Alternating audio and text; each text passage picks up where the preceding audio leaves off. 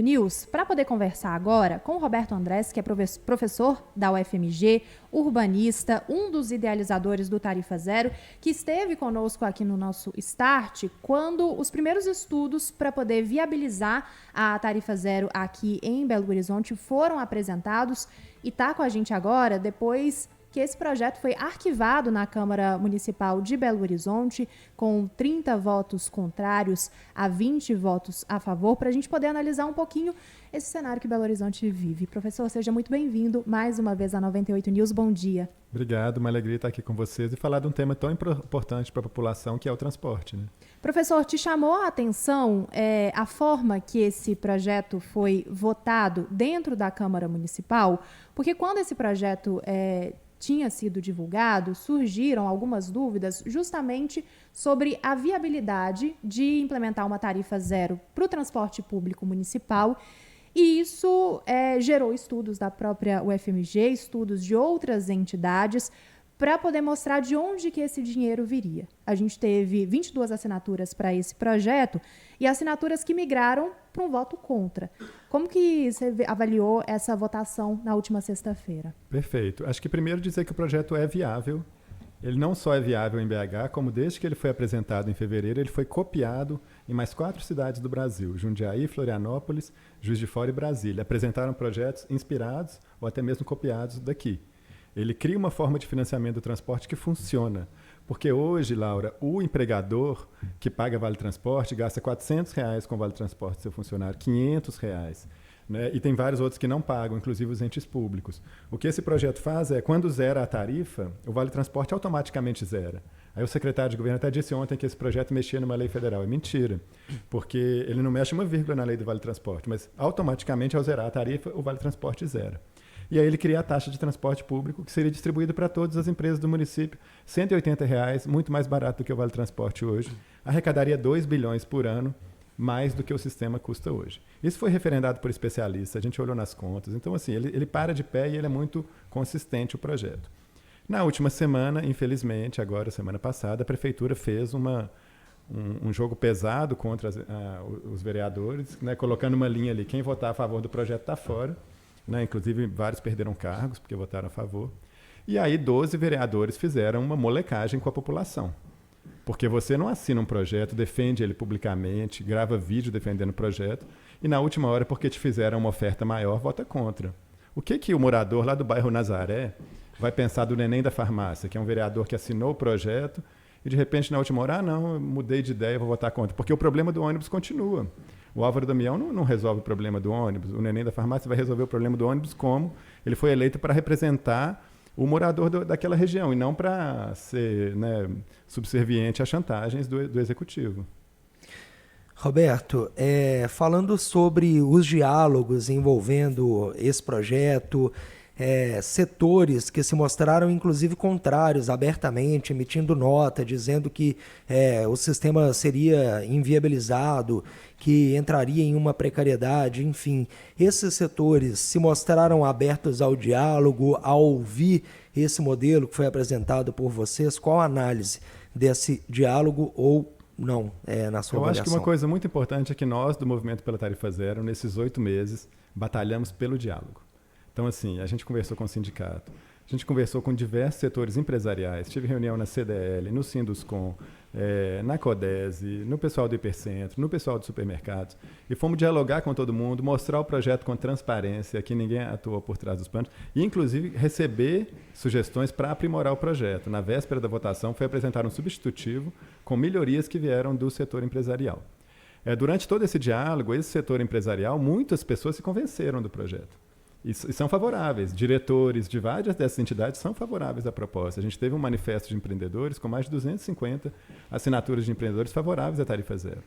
Na última semana, houve assim, uma reunião de forças da Prefeitura com a FIENG, que pegou os líderes dessas entidades e fizeram essas cartas. Agora, é preciso dizer uma coisa. O líder da CDL se moveu contra os interesses do associado da CDL. Porque o associado da CDL, o lojista do centro, ele vende mais com tarifa zero. E eles sabem disso, a gente mostrou isso para eles em números. O associado da Ames, o dono de supermercado, vende mais com a tarifa zero. E ele gasta menos com vale transporte com a tarifa zero, e a gente mostrou isso para eles em números. Mas aí houve um componente ideológico que os líderes das entidades se moveram contra os interesses dos seus próprios associados para se alinhar à prefeitura e à FIENG e matar a proposta da tarifa zero. Professor, como que você avalia o momento que está colocado agora no Legislativo para poder voltar a debater esse projeto de tarifa zero? E aí eu penso o seguinte, há espaço ainda, há clima, pelo menos entre os parlamentares, porque eu acho que, de fato, criou uma mobilização social muito grande que esse tema começou a ser debatido abertamente. E aí a gente pode citar as próprias empresas e também a sociedade civil, não só dentro da Câmara Municipal, mas dentro do Legislativo, dentro da política. Há clima ainda para a gente poder voltar a esse debate? Ou você avalia que há necessidade de reformular esse projeto e pensar, talvez, em uma tarifa zero que comece escalonada em grupos, até que a gente consiga... Claro que o projeto já previa isso, mudanças graduais até a gente chegar aos 4 anos e ter a tarifa zero para todo mundo. Mas há espaço para a gente poder debater um novo projeto de tarifa zero? Eu acho que você trouxe um ponto muito importante, Laura, que é a mobilização da sociedade. Inclusive, a sexta-feira, embora a gente tenha tido um resultado, né, vereadores voltando atrás, fazendo uma molecagem com seus eleitores, de outro lado, da mobilização da sociedade civil foi muito bonito na Câmara de Vereadores. A gente teve ali 2.000 pessoas na porta da Câmara, as pessoas, né, sendo impedidas de entrar e querendo lutar para assistir no plenário. O Djonga, aquele rapper, no meio da turma ali, tentando entrar no plenário para assistir. Isso mostra assim, né, a participação da sociedade, várias pessoas que são... né, lutam pela cidade, não ganharam nada para estar ali, mas estiveram ali porque acreditam que a cidade pode melhorar. Agora, eu acho que BH perdeu uma oportunidade, né, porque eu estou há 15 anos nessa pauta, luto, né, pela mobilidade urbana há mais de 15 anos em BH, trabalho por isso, pesquiso, participo de movimentos, escrevo artigos, escrevo livro, dedico minha vida a isso, e eu acho que a gente nunca teve uma oportunidade como essa de fazer um avanço institucional concreto, relevante, de melhoria para a cidade. E quem está com a bola na mão, já que quem matou o projeto foi a prefeitura, que a prefeitura apresente sua proposta, ou ela vai deixar os ônibus como está. A gente tem a terceira tarifa mais cara do Brasil, a gente tem um subsídio de 780 milhões de reais, esse ano vai passar de 800, que está dando déficit na prefeitura, isso foi capa de jornal hoje em BH, e a gente tem um sistema que pergunta para a população se esses 800 milhões de reais que estão sendo colocados em transporte público está gerando um resultado de um bom serviço público para a população. Ninguém está satisfeito com isso. Então, a prefeitura que tem agora, acho que é a vez dela, né, como quem matou o projeto, que apresente uma alternativa ou vai deixar o cidadão de Belo Horizonte mais 4 anos com um transporte como esse, com um dos piores trânsitos do Brasil. O prefeito tem falado reiteradamente que espera que o governo federal financie uma tarifa social aqui para a capital mineira. A gente chegou a falar sobre isso, se esse não seria abrir um precedente para que o governo federal também financie outras cidades uma tarifa social ou uma tarifa zero e que a chance disso acontecer dentro da realidade, pensando só em Minas Gerais temos mais de 800 municípios, seria uma chance baixa, que o governo federal assume esse valor, pensando também até nas finanças do próprio governo. Essa é uma opção? Eu não acredito em conto de fada nem em Papai Noel. Por que o governo federal vai financiar o transporte de uma cidade, dos mais de 5.000 municípios do Brasil? Que sentido isso faz? De onde esse orçamento viria? A gente aqui na Tarifa Zero trabalhou com propostas concretas, de onde o recurso vem, pensando como que ele é gasto, pensando taxa de inadimplência, calculando tudo e trabalhando tudo com muito rigor. Imagina se eu faço uma proposta como essa. As pessoas iam rir, né? Falar, não, vamos fazer aqui uma tarifa zero em BH, o governo federal financia. O governo federal vai financiar transporte. A partir de amanhã, nunca financiou nenhuma. A partir de amanhã, pelos belos olhos do prefeito, eles vão, de repente, financiar o transporte na cidade. Eu adoraria que a prefeitura fizesse mesmo. Eles estão falando de tarifa social para os inscritos no Bolsa Família. É claro que isso seria um passo. Isso seria importante. São pessoas que não têm condições, inclusive, de buscar emprego. Né? Como que você vai buscar emprego se você não consegue se deslocar?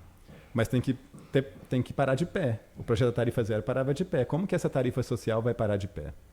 A gente teve também na semana passada, na quinta-feira, antes do projeto de tarifa zero ser votado na Câmara Municipal, a Assembleia Legislativa recebeu um projeto que prevê tarifa zero também para os ônibus metropolitanos e uma integração com tarifa zero dentro do metrô. Essa proposta foi apresentada pela deputada Bela Gonçalves do PSOL, que previa ali alguns tipos de contribuição, cobrança, por exemplo, do IPVA de lanchas aqui do Estado. Há espaço também para a gente debater uma tarifa zero no Estado como um todo. E se a gente pensar numa tarifa zero para Minas Gerais, ela pode ser feita nos moldes do que foi pensado para a tarifa zero aqui da capital?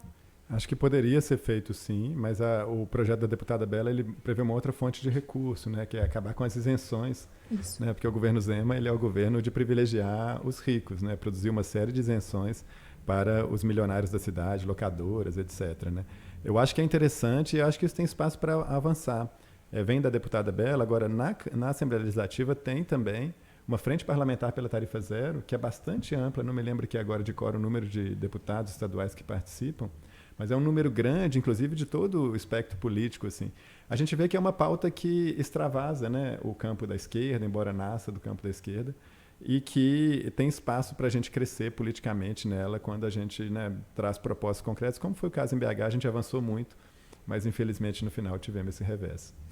Professor da UFMG, urbanista e um dos idealizadores do Tarifa Zero, Roberto Andrés, muito obrigada por ter topado conversar com a gente e por se dispor a falar sobre mobilidade aqui em Belo Horizonte. Acho que a gente tem muito o que avançar e acho que esse foi um pontapé inicial para trazer um debate que é importante, ainda que não tenha sido aprovado, mas pelo menos para a gente poder pensar no tipo de transporte que a gente quer aqui para a capital mineira. Obrigada. Perfeito, obrigado a vocês, gente.